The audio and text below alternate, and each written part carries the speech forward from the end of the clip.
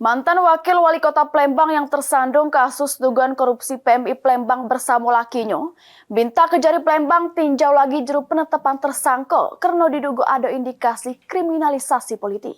Dengan lebih lanjut baru kami akan mendaftarkan. Oh, nunggu sidang dulu ya? Iya. Ada sidang. Pasti kalau untuk hal tersebut tetap kami lakukan karena Melalui kuasa hukumnya, Fitrianti Agustinda, mantan Wakil Wali Kota Palembang, sama lakinya Dedi Siprianto, minta Kejari Palembang untuk ninjau lagi penetapan tersangka juru kasus dugaan korupsi PMI Palembang.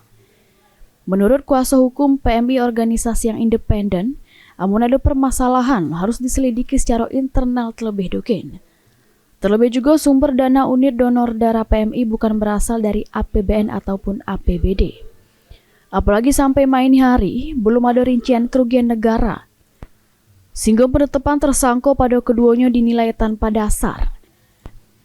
Diduga di balik kasus ini ada indikasi kriminalisasi politik.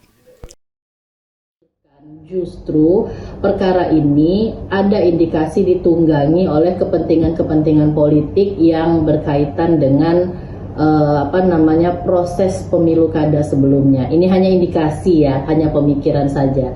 Tetapi lebih lanjut nanti akan tetap kita buktikan di persidangan terkait dengan fakta-fakta yang akan muncul di persidangan nantinya. Kedepan pihaknya bakal ngadu ke Komnas HAM untuk keadilan terhadap dugaan kriminalisasi. Bolyadi, PAL TV.